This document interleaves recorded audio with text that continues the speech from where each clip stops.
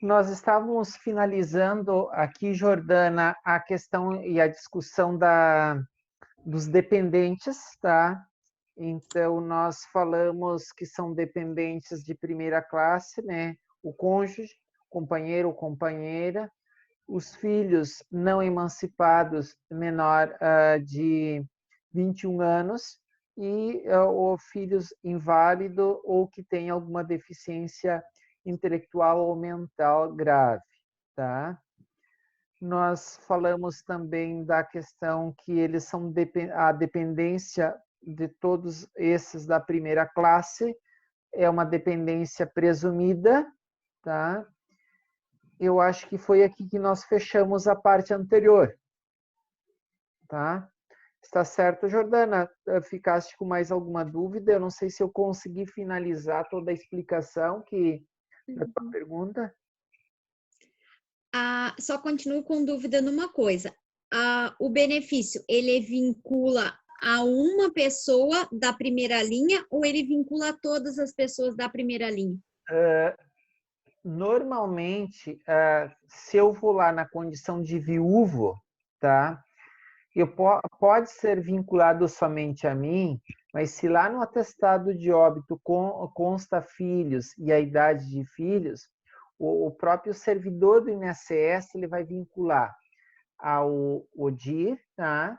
Daí vai, né, viúvo, e principalmente agora com a reforma, quando a gente estudar a pensão por morte, vai acrescer dependendo do salário, se a pessoa recebe mais de um salário mínimo, tá? Vai receber, aumenta 10% para cada outro dependente, né? Então, por isso que agora, para aquelas pessoas, quando chegar o momento da gente conversar sobre a pensão por morte, vincula todos, daí está lá vinculado Odir, por exemplo, Leonardo, tá? E o Leonardo vai receber até os 21 anos, tá? Depois, o Odir vai continuar recebendo mas por quanto tempo que o DIR vai receber? Depende quanto tempo que o DIR é casado, tá? Depende quanto tempo que Solange contribui para o INSS. Então, vocês estão percebendo? Tem uma série de critérios que depois, assim, no momento adequado, a gente vai estudar. Mas vincula todos os dependentes, sim, tá, Jordana? Ok, Sempre vai vincular todos os dependentes, tá? Da primeira classe. ok. Entendi, professor, obrigada. Tá. Daí os pais é naquela situação que dependendo do salário, você tem como colocar teus pais como dependente lá no imposto de renda. Por exemplo, ou se o filho dava uma boa contribuição na manutenção da família, o que o juiz, o INSS vai analisar a situação financeira dos pais, qual é a rentabilidade, como é que eles viviam, né? Daí vai ter que se mostrar, vai ter que se provar que dependiam economicamente do filho falecido, tá? Os irmãos, mesma coisa, tá? Eles vão ter que provar que dependiam economicamente. Principalmente aqui, se tem alguém inválido ou que tinha alguma deficiência, né, mental, incapaz, considerado incapaz para o desenvolvimento da atividade econômica, fica mais tranquilo de provar a dependência econômica, tá? Alguma dúvida? Daí, só para a gente finalizar aqui a questão dos dependentes, tá, gente? Para a gente finalizar aqui a questão dos dependentes, a existência, então, de dependentes na primeira classe, tá? Então, por exemplo, se existir dependentes aqui nessa primeira classe aqui, tá? Nessa primeira classe aqui, tá? Cônjuge, companheiro e filhos, os pais e irmãos não recebem, tá? Tá, vamos dizer que não existe ninguém daqui, existe só pais. Os irmãos não vão receber, então. Pais, para receber, não pode ter ninguém aqui na primeira classe. Para irmãos virem a receber, não podem ter ninguém na primeira e na segunda classe. Ok, gente? Tá. O enteado e o menor tutelado, com declaração do segurado. Por exemplo, se eu tenho um enteado e eu tenho uma declaração que ele é meu dependente, não é isso depois da morte, tá, gente? Claro, a não ser que se vá para a justiça, e você consiga provar, né, que eles eram dependentes do segurado, que não recebe alimentos de um outro pai, não tem nada em relação do pai biológico, tá? Ele consegue ser equiparado, no caso, como filho, tá? Então, é toda uma luta judicial. A prova disso tem que mostrar que não há recebimento de alimentos do genitor, tá? Para que ele venha a ser considerado como filho aqui, tá? Quem é o companheiro ou a companheira? Para vocês isso é muito claro, né? É a pessoa que mantém a união estável, tá? Mas aqui depois a gente já vai a questão das provas da união estável, tá? Isso é bem importante, importante mesmo. Primeira situação, a necessidade de uma prova material. O que significa isso, uma necessidade de prova material? Eu tenho que ter documento que prova que a gente morava junto, tá? Eu tenho que ter conta em conjunto, tá? Que é uma outra prova que eu possa. Uma declaração feita em tabelionato de união estável, tá? Que a gente declarou.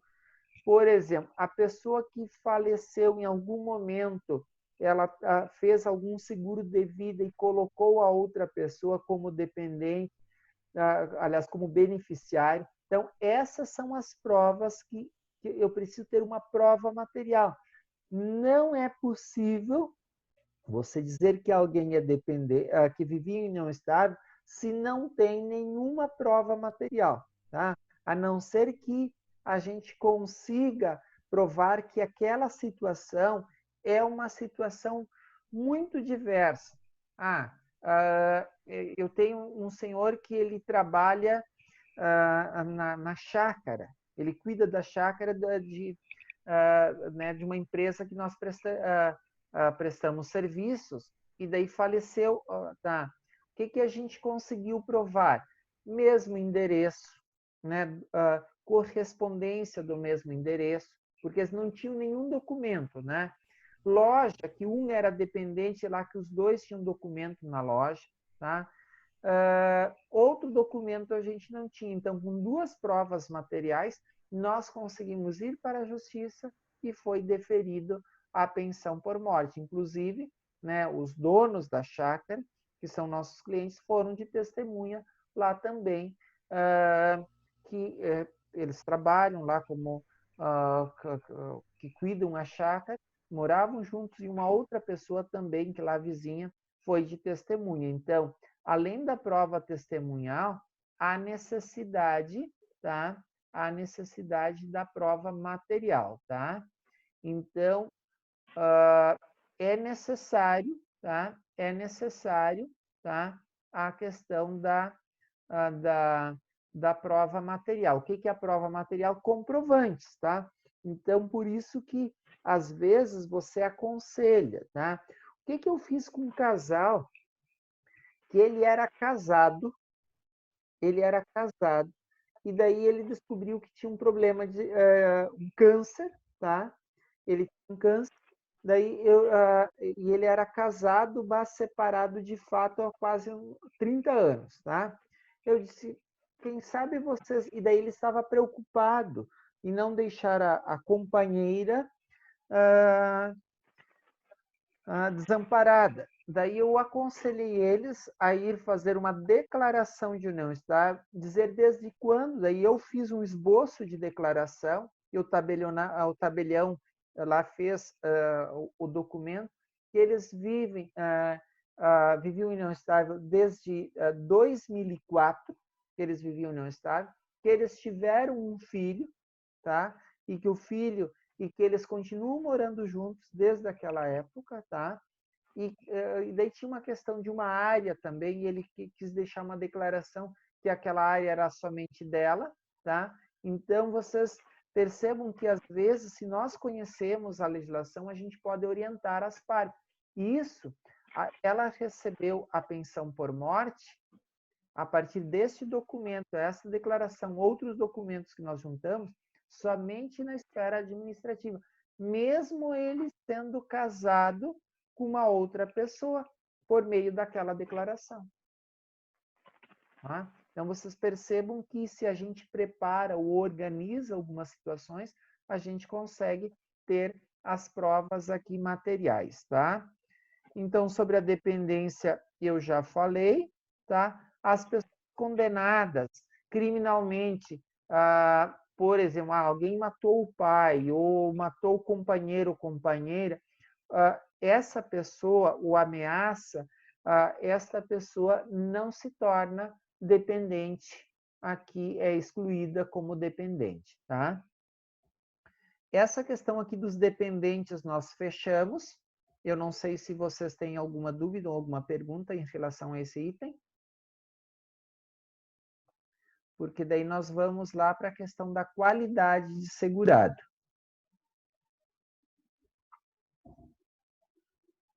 Que é um dos temas que eu considero aqui da aula de hoje, assim, central, bem importante também, tá? Estão me ouvindo? Estão acompanhando? Deixa eu só ver quantos é que estão aqui. Sim. Tá? 21, que é mais ou menos o mesmo grupo que a gente tinha anteriormente, tá? Então, ok, deixa eu ver se aqui no grupo tem alguma pergunta. Ah, tá. Trancou, tá? Pessoal, até isso é normal haver alguma oscilação, tá, gente? Tá? Isso é normal. Tá todo mundo usando, todo mundo assistindo aula nesses dias, tá? É normal, tá? Mas estamos gravando aqui, tá, gente? Depois eu vou postar as gravações ali.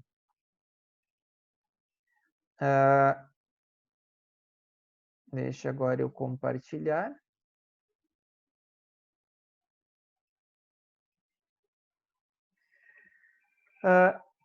O conceito qualidade de segurado, ele é central no direito previdenciário, tá? Por quê, gente?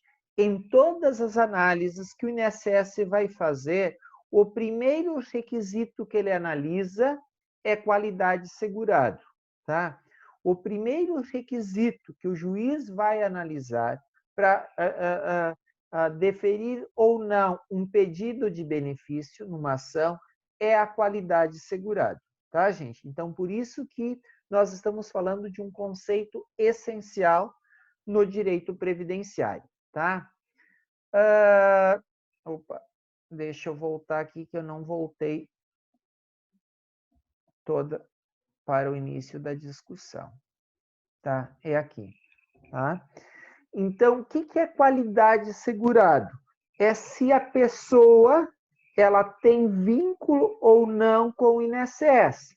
Se tem vínculo, ela vai receber, ela tem direito a benefício, tá?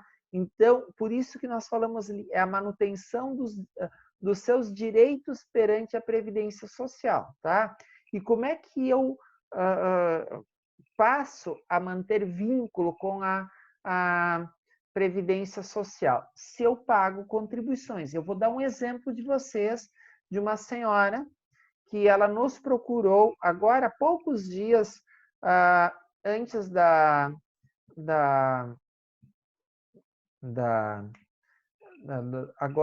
dessa situação toda, e tinha uma mesma situação lá do ano passado, né?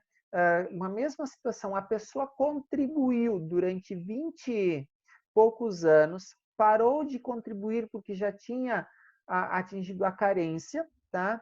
E faleceu 3 ou 4 meses antes de completar 65 anos de idade. Esta senhora não vai ter direito, não tem direito, tá? À pensão por morte, porque o seu esposo não tinha qualidade segurado. Vocês perceberam a importância da qualidade segurado? Então, se tivesse uma contribuição a cada ano, tá? Uma contribuição a cada ano, ou uma contribuição antes da morte, tá? Ela teria direito à qualidade segurada. Como não fez nenhuma contribuição, perdeu o direito à pensão por morte. Então, por isso, gente, trata-se de um requisito fundamental, essencial para a obtenção, né, de qualquer benefício, tá? E aonde é que nós encontramos o fundamento legal para a discussão, as condições de manutenção da qualidade segurada? Ali, gente, ó, no artigo 15, estão vendo? No artigo 15 da Lei 8.213. Quem teve a oportunidade de acessar o AVA, viu que todas essas legislações que nós estamos usando, eu coloquei que você só clica no link, você tem acesso à legislação atualizada, tá? Então, é só você fazer isso que você vai ter acesso à legislação atualizada, tá? Vamos ver aqui. Então, quem mantém a qualidade? Por exemplo, se eu estou contribuindo, se qualidade de segurado significa você vinculado, está fazendo contribuições, então tá. No momento que eu paro de contribuir, tá? Por exemplo, eu parei de contribuir. Será que eu continuo tendo qualidade segurado? Por exemplo, se você está em gozo de benefício previdenciário, você continua vinculado à Previdência Social, tá? Então, até 12 meses depois de cessar o pagamento do benefício previdenciário, você continua vinculado à Previdência Social. Você também continua vinculado à Previdência Social até 12 meses após a cessação das contribuições, exceto se você for segurado facultativo, que já vai aparecer aqui a situação, tá? Se alguém ele tinha qualidade segurada e foi preso, ele mantém a qualidade segurada até 12 meses após o livramento, tá? Se alguém tiver alguma doença que precisa ficar segregado, tá? Agora, essa situação do coronavírus não se encaixa porque a pessoa precisa ficar segregada apenas 14, 20 dias, né? Nesse tempo, então não se encaixa aqui, mas se alguma pessoa tiver alguma doença que precisa ficar segregada ali por algum determinado período, até 12 meses após agora, vamos dizer, se alguém hoje precisa ficar 30 dias, né, segregado em função do coronavírus, até 12 meses depois, tá, ele mantém a qualidade de segurado. Tá? Isso é bem importante, porque vai aparecer muito dessa situação de pessoas que foram afastadas do trabalho. Então, hoje teve uma série de situações que foram sancionadas pelo presidente. Eu não consegui, não me deu tempo para verificar. Eu amanhã ou hoje, depois da aula, eu vou estudar essas questões, porque são os clientes, as empresas, nos requisitando essas informações. Então, amanhã eu vou precisar olhar isso na primeira hora da manhã, estudar, né, e passar essas informações aos clientes, tá? Então, isso, gente, vai aparecer agora e muito, tá? Alguma dúvida sobre esses itens que a gente apresentou? Qualquer coisa, você só vai aqui, vamos ver se é aqui, na Lei 8.213, tá? E vamos só descer aqui um pouquinho, que eu já vou mostrar de forma atualizada, né? Então, aqui, vocês podem ver que eu sempre estou no site do Planalto, tá? Que é o site atualizado, tá? Aqui, ó, artigo 15. Então, observe que nós estamos estudando essa situação aqui, tá? Este artigo aqui, ele é extremamente importante sobre a qualidade de segurado, tá? Eu só preciso... Vamos ver se alguém... Não. Eu só preciso minimizar aqui para conseguir voltar para a aula. Tá? Ok. Opa, agora. Tem que ser essa aqui. Tá. Continua mantendo a qualidade de segurado até 3 meses após o licenciamento do segurado incorporado às Forças Armadas para prestar serviço militar, tá? Então, ele continua com 3 meses e até 6 meses após cessar as contribuições, o segurado facultativo, tá? Então, isso é bem importante a gente olhar, verificar essas informações aqui, tá, gente? Agora, olhe o que a gente tem de importante também, e muito importante, porque é possível que alguém mantenha a qualidade segurada por exemplo, até 36 meses. Vou me dar como exemplo, tá, gente? Se eu sou demitido das instituições que eu estou trabalhando, né, no final desse semestre, tá?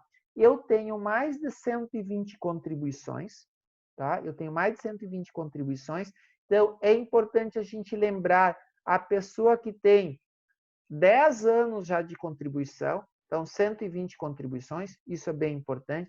É importante também você lembrar agora se a pessoa recebeu ou não benefício previdenciário, tá? Se a pessoa recebeu benefício previdenciário, aliás, previdenciário não, desculpe, seguro-desemprego, tá? Se a pessoa recebeu parcelas do seguro-desemprego, tá? Então, são 2 detalhes que agora eu preciso analisar, porque vai ampliar o tempo de manutenção da qualidade segurada.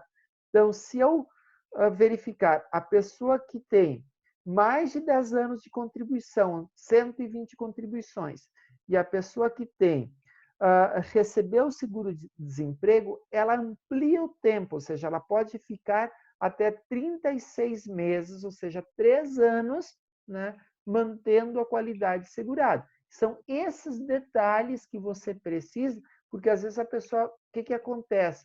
Ela vai lá e faz um requerimento de um auxílio-doença, ou até às vezes de uma pensão por morte, tá?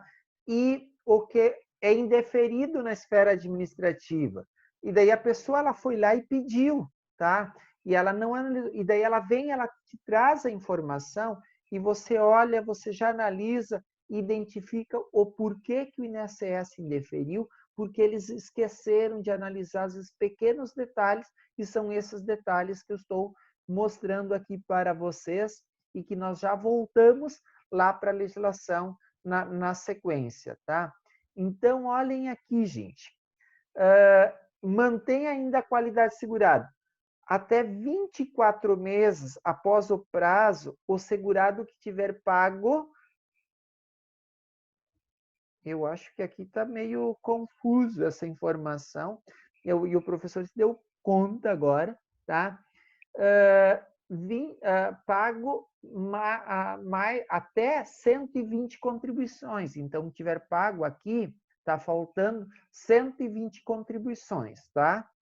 E até 36 meses, o prazo para o segurado que tiver pago 120 contribuições e ter recebido, tá? Seguro-desemprego. Depois o professor vai ter que fazer a correção desses erros materiais que tem aqui, tá? Então, voltamos aqui para legislação, tá? Aonde é que nós encontramos isso, tá, gente? Onde é que nós encontramos isso, tá? Aqui, no parágrafo 1º, no parágrafo 2º, tá? Do artigo 15 da lei, tá? Então, olhem aqui, gente, tá? Como isso é bem importante, ó. O prazo do inciso 2º, ó, tá? Prazo do inciso 2º, tá? Será prorrogado para 24 meses se o segurado já tiver pago mais de 120 contribuições. Então, essa é uma informação, tá, importante. Então, desses 12 meses, eu preciso, a gente vai levar para 24 meses, tá? Agora, olhem essa situação. Os prazos do inciso 2 desse inciso 2 aqui, ou do parágrafo 1º, serão acrescidos de 12 meses para o segurado desempregado, tá? Desde que tenha recebido o seguro-desemprego, tá? Então, por exemplo, se ele tem só essa situação aqui e ele, por exemplo, não tem 120 contribuições, ele vai ficar com 24 meses se ele receber o seguro-desemprego com qualidade segurada. Agora, se ele ficou desempregado, recebeu o seguro-desemprego e mais 120 contribuições, ele tem o direito de 36 meses, tá? Se ele não recebeu o seguro-desemprego, pediu demissão, tá? Tem mais de 120 contribuições, ele também vai ficar mais 12 meses, então ele tem 24 meses de qualidade segurada, tá? Eu sugiro que agora vocês possam ligar o microfone, tá? E venham participar para que a gente possa conversar, tá? E interagir se vocês entenderam bem essa situação, tá? Eu vou só interromper aqui o compartilhamento para que vocês venham aqui e possam participar. Entenderam bem a situação, gente? Bom, vamos ver uma coisa. Se a pessoa é demitida ou ela pediu demissão e ficou mais de 3 anos sem fazer nenhuma contribuição, na realidade ela perde essa condição de segurado, que é o que acontece quem vai para a informalidade. Vamos esclarecer, Delton. Por exemplo, se ela pediu demissão, ela não vai receber o seguro-desemprego. Sim, vai ficar equivalente a 24 meses. É somente 24 meses, tá? Tá. Mas após esses 24 meses, a pessoa entrou na informalidade, fazendo várias atividades que não tem nenhuma contribuição nesse meio tempo. Então, ela perde a condição. Perde o vínculo, tá? E como vocês podem ver ali no... Só um minutinho aqui. Só um minutinho. É no parágrafo 4º aqui, gente. No parágrafo 4º, se vocês estão... Eu agora vou abrir e vou compartilhar com vocês, tá? No parágrafo 4º, tá? 4 do artigo 15. Do artigo 15, tá? A perda da qualidade de segurado é no dia seguinte. Vou dar um exemplo, pessoal. Isso é muito sério. Olha aqui, no dia seguinte ao prazo do término fixado no plano de custeio para a contribuição referente ao mês imediatamente posterior. Por exemplo, vamos dizer que agora, no dia 31 de março, tá? Era o último prazo da minha qualidade de segurado, tá? Até quando eu tenho qualidade de segurado? O prazo para pagamento como contribuinte individual, usando o teu exemplo, é até agora o dia 15. Aquela primeira guia que nós mostramos aqui, gente, tá? Então, até o dia 15, o dia seguinte, tá? Até o dia 15 agora de abril, eu tenho qualidade segurada. A partir do dia 16, eu venho a perder a qualidade de segurado. Ah, eu vou perder a qualidade. Olha aqui, ó. A perda, né? Deixa eu só levantar. Opa. Levantar aqui, botar vocês aqui para baixo. Tá? Olhem aqui, ó. A perda da qualidade segurado ocorrerá no dia seguinte ao término do prazo fixado no plano de custeio do segurado para a contribuição referente ao mês imediatamente posterior ao do final dos prazos fixados neste artigo. Entenderam?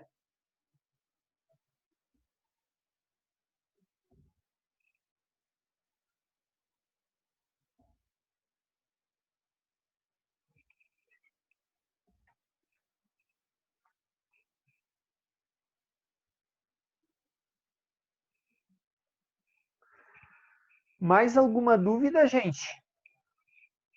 Esse é um conceito que toda vez que a pessoa vai buscar pensão por morte, auxílio-doença, tá? E que é uma das demandas grandes que a gente tem, né, nos escritórios, é um critério que a gente precisa analisar. Eu preciso ver se a pessoa tinha qualidade segurada.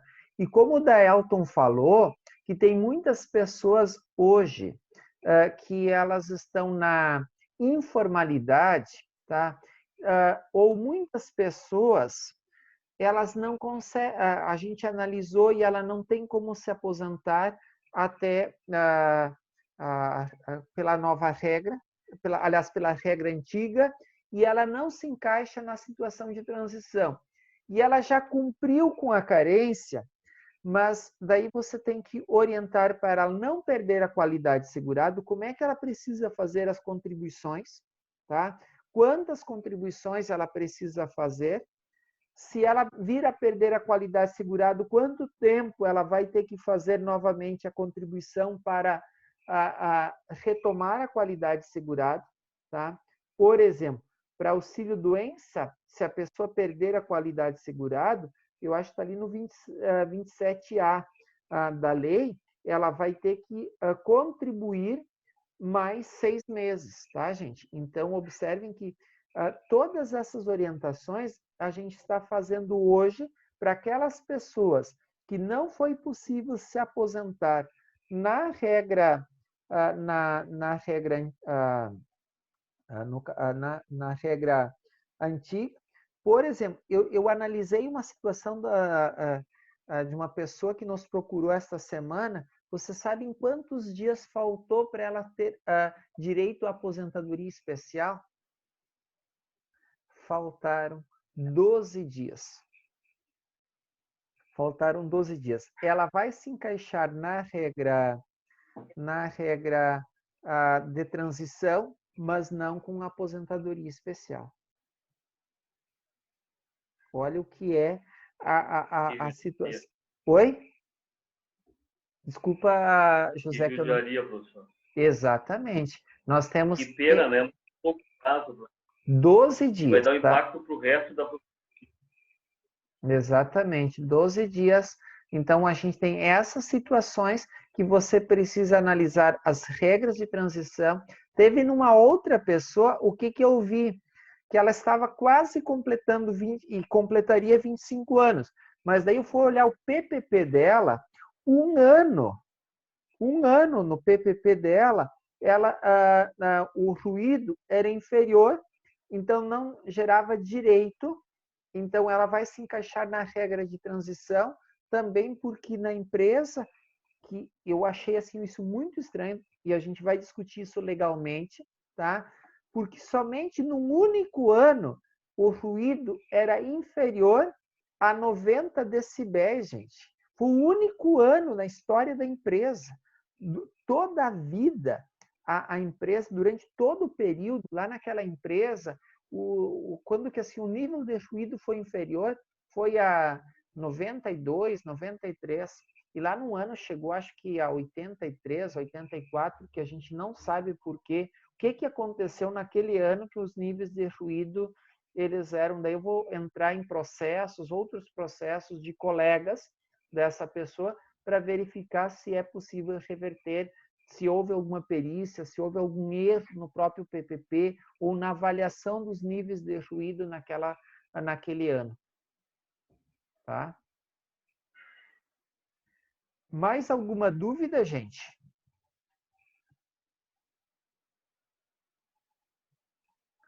Nós não fizemos ainda foto. Quem sabe os colegas, a Karina, a Jéssica, a Tainá, a Andréia, o Edson, os colegas, a Thaís, se quiserem aparecer, não é nada obrigatório, tá, gente? Tá? Cada um tem a sua liberdade, né? Direito à imagem. Tá? É obrigatório. Oi? Só para a gente fazer a imagem. Eu tô aqui, José que é do grupo de risco, tá aí, ó. Eu e a tua mãe, palhaço. Então tá, deixa eu ver se os outros colegas vão conseguir aparecer. Márcia vai conseguir aparecer. Se a Karina, o Edson, tá? Professor, tem que ajeitar o seu cabelo só de novo ali, ó. Ah, desculpa. Muito bem. Pessoal, passei a tarde fazendo escova, tá? E agora o salão não funciona, tá? Imagine se eu fosse... Esse brigadeiro é Se eu folgado. for, dependendo do que a função que eu exerço, meu cabelo seria raspado, daí por isso que eu não preciso me preocupar, né? Mas o Alan agora congelou a imagem, por isso que para não responder. Tá, Mariane, companhia, pessoal, opa, deixa eu só virar aqui uma situação, tá? Eu aumentar aqui a claridade. Tá? Ok. Tá? Olha aqui, que bacana a nossa foto. Depois essa semana eu vou tirar uns minutos para compartilhar essas fotos. Posso postar no Facebook, pessoal? Pode, professor. Professor. Pode sim. Todos autorizam. Tá? Muito bem, pessoal. Eu agora, para a semana que vem, eu vou colocar e semana que vem na aula, nós vamos fazer alguns estudos de caso da situação do conteúdo de hoje. Eu vou postar mais alguns exercícios de fixação e na semana que vem na aula, nós vamos fazer exercícios, tá, gente? Eu vou postar antes os exercícios para que vocês tenham acesso e até para que os colegas... Então, o que eu peço, por gentileza? Se alguém de vocês puder criar um grupo de WhatsApp, tá? Que a gente pudesse incluir o colega, tá? O que a gente pode fazer? A gente utiliza este grupo, de preferência no horário de aula, para alguma orientação da aula, tá?